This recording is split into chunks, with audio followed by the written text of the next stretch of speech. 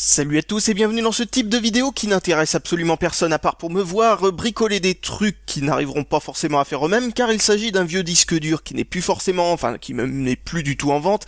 C'est un Seagate Barracuda 7200.11 et il a un bug. Malgré qu'il fonctionnait parfaitement bien, du jour au lendemain il n'était plus détecté par le BIOS alors qu'on l'entendait bien s'allumer, etc. Enfin en gros il apparaît pas dans le BIOS. Certains ils ont le même genre de problème mais ils apparaissent dans le BIOS. Problème, tout ce qui était dedans a disparu étant donné qu'il s'est mis en mode LBA 0. Si vous savez pas ce que ça veut dire qu'en gros, il s'est mis en mode il y a plus de place dans le disque dur, enfin, c'est-à-dire en mode je me configure à 0 MO quoi, au lieu d'être à 1 teraoctet par exemple.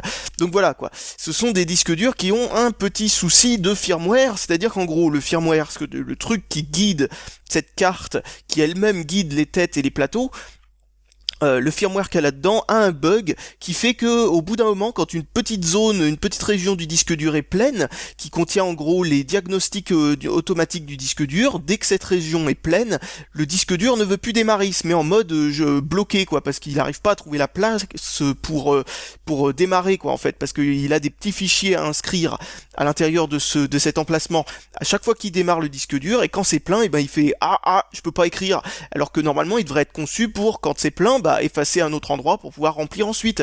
Et donc du coup le disque dur a beau fonctionner parfaitement bien, et bien il ne fonctionne absolument plus du tout. Et donc il y avait une solution, la solution c'était ou d'en acheter un de la même série, c'est-à-dire 7200.11, mais plus récent, c'est-à-dire avec un firmware qui a été mis à jour en usine, ou tout simplement mettre soi-même à jour via un CD de démarrage son disque dur si on avait découvert qu'il avait ce problème. On peut faire la mise à jour que avant que le problème arrive. Donc si on est tombé dans le problème, on se retrouve avec un disque dur qui est totalement impossible à mettre à jour avant de l'avoir débloqué. Pour le débloquer, il faut l'équivalent de 2 € de matériel. Je vais vous montrer ce dont vous avez besoin. Vous avez besoin de ça. Dans cette soupe, vous avez besoin comme ingrédient principal notamment d'un Seagate Barracuda 7200.11 avec ce problème-là. Ça ne fonctionne pas avec les autres marques, ça ne fonctionne pas avec les autres modèles non plus, et si votre panne n'est pas celle-là, et ben ça ne fonctionnera pas non plus.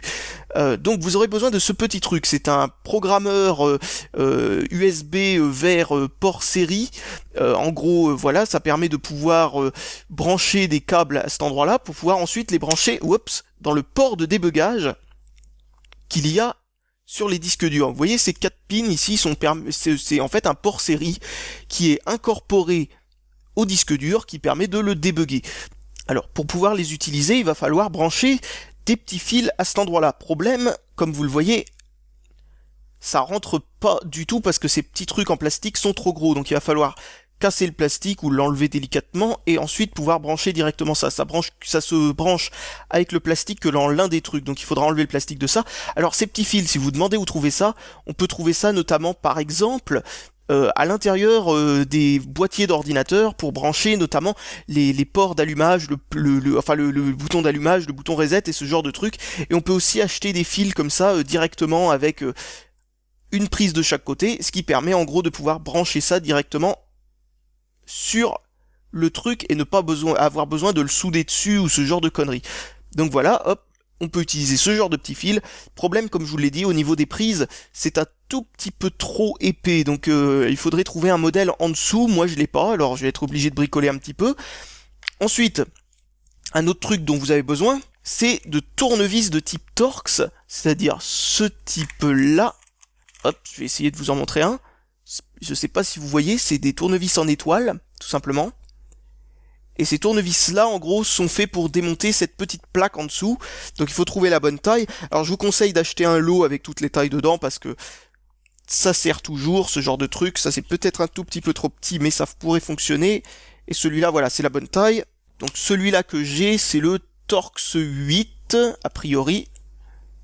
Si je dis pas de conneries par rapport à ce qui est écrit sur l'embout. Et il faut dévisser tout ça. Alors les vis qui sont tout au bout ici, là, sont plus longues que les autres. Faudra faire attention à ça quand on remontera le truc. Et voilà, nous avons toutes les vis de côté. Essayons de ne pas en perdre une seule. 1, 2, 3, 4. Ah, tiens, c'est... non. Oui, c'est bon, je les ai tous, c'est parfait. Alors, donc, là, nous avons une plaque et une plaque de mousse ici qui permet juste d'isoler tout ça. Alors l'astuce consiste à mettre un petit bout de carton ici qui est en gros la prise de la tête de lecture du disque dur, tout simplement. Vous mettez un petit bout de carton ici, et vous revissez ça par-dessus délicatement.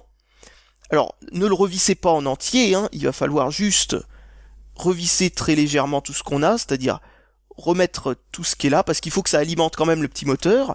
Donc il va falloir revisser là, tout en haut. On va revisser celui-là, juste très légèrement, hein, vous forcez pas, sinon vous allez tout péter. Sauf à cet endroit-là, vous vissez jusqu'au bout, à cet endroit-là et à cet endroit-là. Alors faut savoir que la prise n'est pas forcément au même endroit sur tous les disques, c'est-à-dire là, elle peut être là, ou elle peut être dans l'autre sens, vers là, sur d'autres modèles, comme les modèles 1 Teraoctet, ils ont la prise dans l'autre sens. Donc voilà, on va revisser ça. Tac. Et ensuite, on va revisser très légèrement celui-là, si on peut, parce que si on peut pas, on le revisse pas. Voilà, on peut un petit peu. Donc voilà.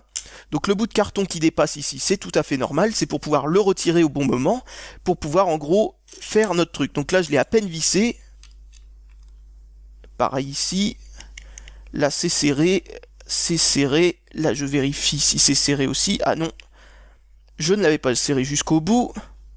C'est pas bien grave, parce qu'il faudra le serrer. Enfin, il faudra de toute façon revisser d'autres vis plus tard. Donc, il nous reste une dernière vis qui se met là, que l'on n'a pas du tout mise, tout simplement parce qu'il y a le bout de carton qui gêne à cet endroit-là. Donc voilà. Ensuite, il va falloir brancher ça à l'ordinateur, brancher ces petits fils là-dessus, et les brancher là-dessus, puis lancer un petit programme de débugage, en branchant ça, bien entendu, sur un ordinateur, hein, bien entendu, hein.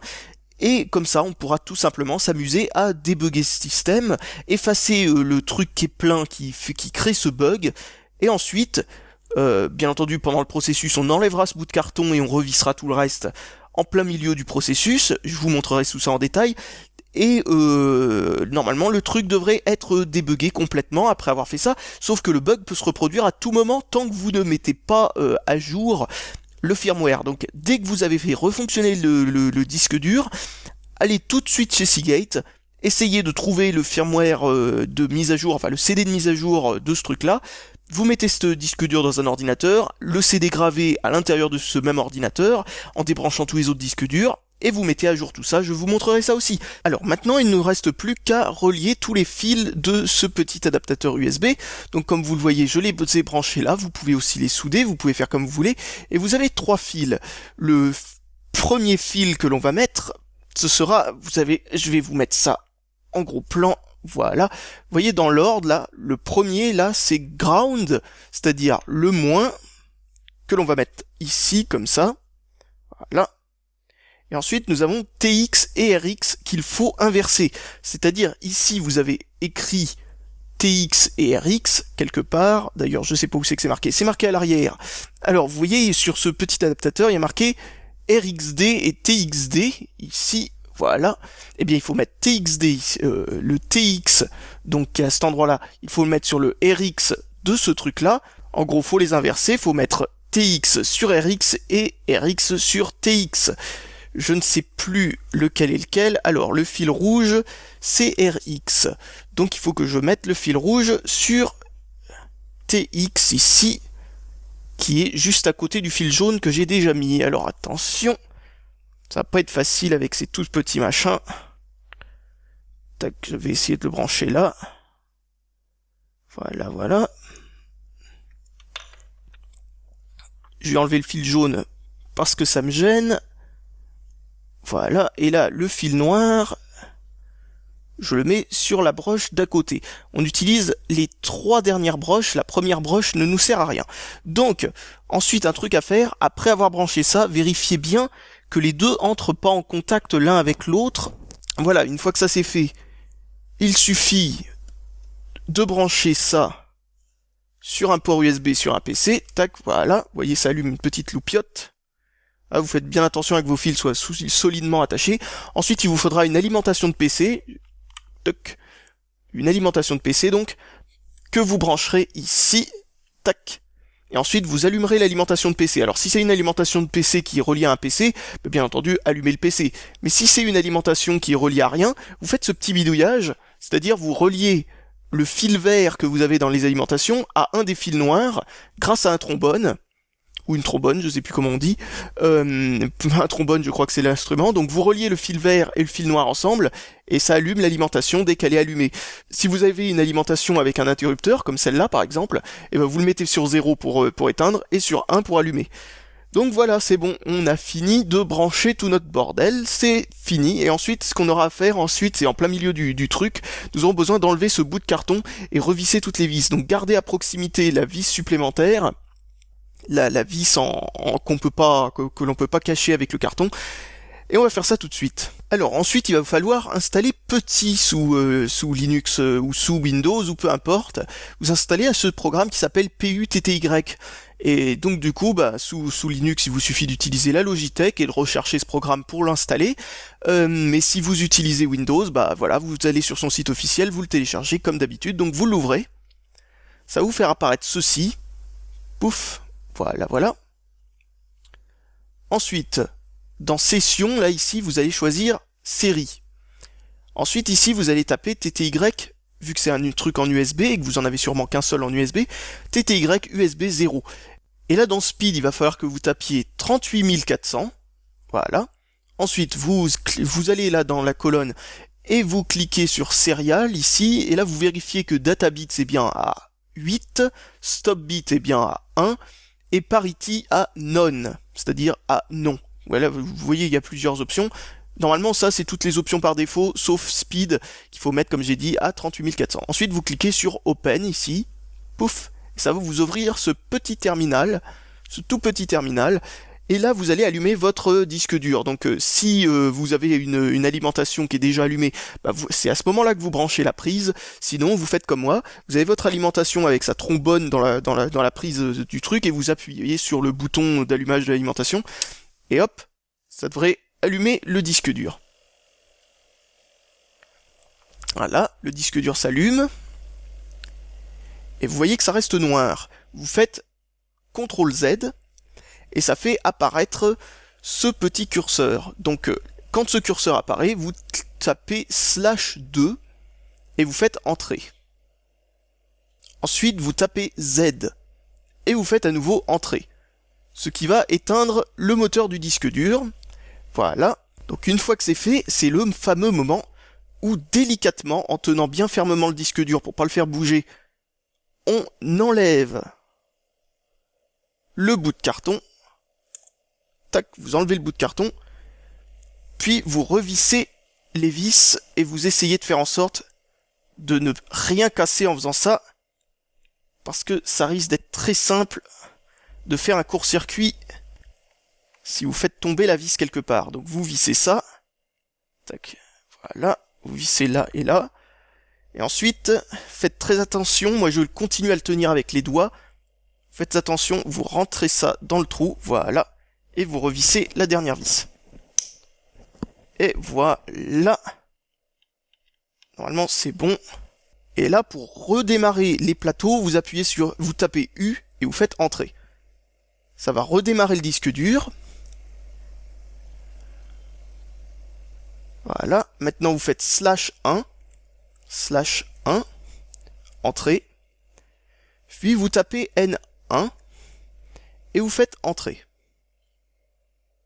Voilà, ça a permis d'effacer les données smart, qui étaient donc les données qu'il fallait faire. Ensuite, vous recommencez, vous faites /T, voilà, vous faites Entrée, et vous tapez I4, 1,22. Vous faites bien attention à avoir tapé ça et pas autre chose, et vous faites Entrée. Voilà. Ensuite, débranchez le disque dur, enfin éteignez le disque dur en le débranchant ou en éteignant l'alimentation. Vous attendez 10 secondes environ, puis vous le rallumez, vous retournez à votre terminal, vous attendez un petit peu que le disque dur s'allume, puis vous faites CTRL Z pour faire réapparaître à nouveau cette fameuse commande, puis vous faites M0, 2,2, ensuite 5, 1, 2, 3, 4, 5, puis 22, voilà, et vous faites Entrée.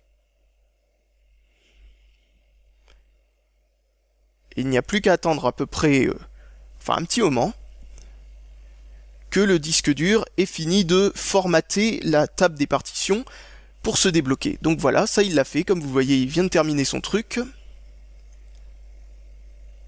Et maintenant, quand ce message est apparu, vous n'avez plus qu'à éteindre le disque dur, et le disque dur est normalement débloqué. Il vous suffit tout simplement de faire maintenant la mise à jour du disque dur. Après avoir éteint le disque dur, vous pouvez fermer bien entendu petit sans aucun problème.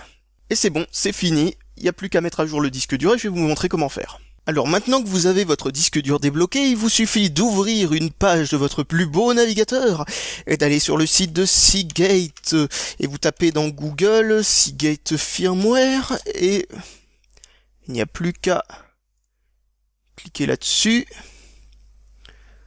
Puis ensuite, ici sur ce truc-là, ça va vous ouvrir cette petite page qui met un petit moment à venir. Alors pour information, ce que je suis en train de vous dire là ne fonctionne pas qu'avec les Seagate qui ont des problèmes.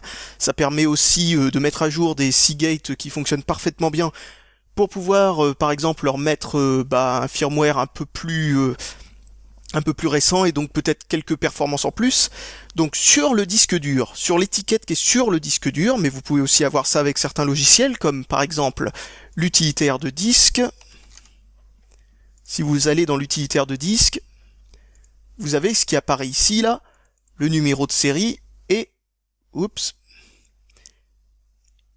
Donc si vous ouvrez l'utilitaire de disque, vous avez ici le numéro de série et là, le modèle.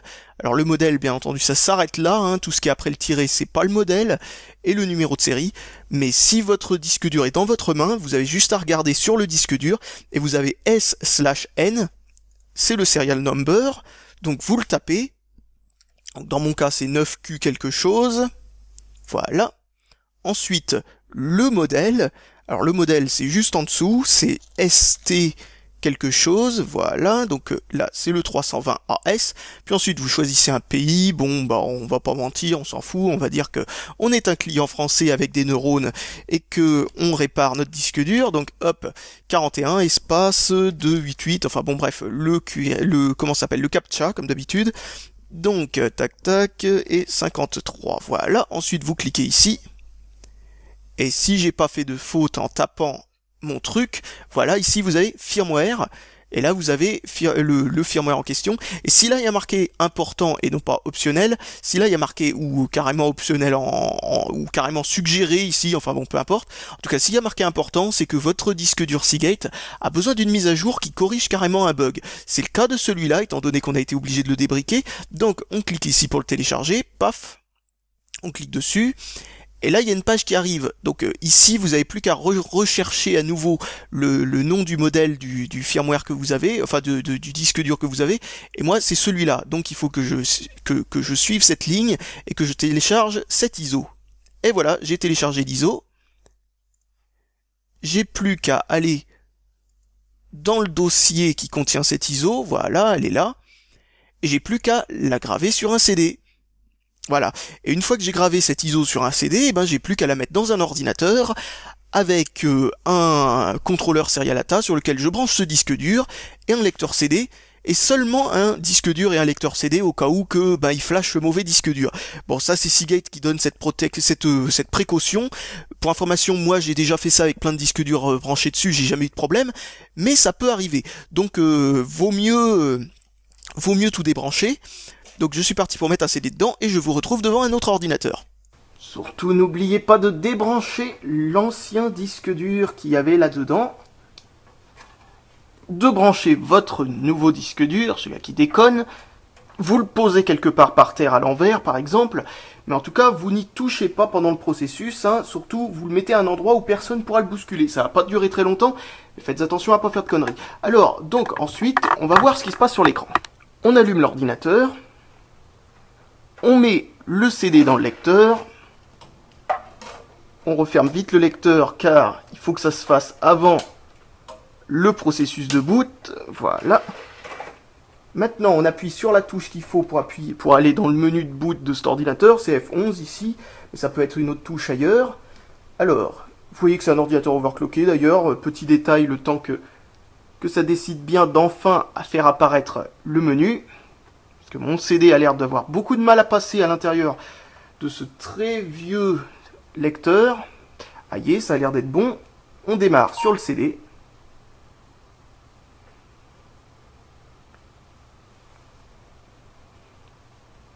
Et ensuite, le CD va faire booter FreeDOS, qui contient aussi un petit utilitaire qui va démarrer directement au démarrage du CD, donc, qui va vous permettre de faire la mise à jour. J'espère que ça va aller vite.